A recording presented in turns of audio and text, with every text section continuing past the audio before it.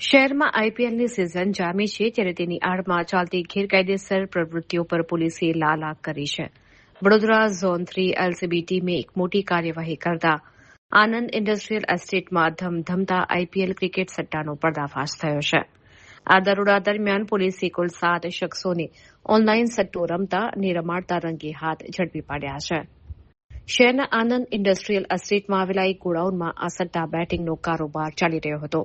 બાતમીના આધારે એલસીબીની ટીમે જ્યારે સ્થળ પર દરોડો પાડ્યો ત્યારે ચોંકાવનારી વિગતો સામે આવી હતી.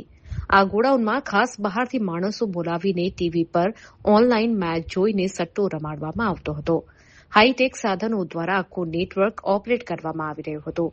પોલીસે આ કાર્યવાહી દરમિયાન સ્થળ પરથી ટીવી, મોબાઈલ ફોન, રોકડ રકમ સહિત કુલ રૂપિયા 4,25,000નો મુદ્દામાલ જપ્ત કર્યો છે. ઝડપાયેલા 7 શખ્સો આઈપીએલની મેચ પર ઓનલાઈન પ્લેટફોર્મ દ્વારા હાર જીતનો જુગાર રમાડતા હતા. વડોદરા પોલીસની આ કડક કાર્યવાહીથી સટ્ટા બજારમાં ફફડાટ વ્યાપી ગયો છે. હાલમાં પોલીસે તમામ આરોપીઓ સામે ગુનો નોંધીને આ રેકેટના તાર ક્યાં સુધી જોડાયેલા છે અને મુખ્ય સૂત્રધાર કોણ છે તે દિશામાં વધુ તપાસ હાથ ધરી છે.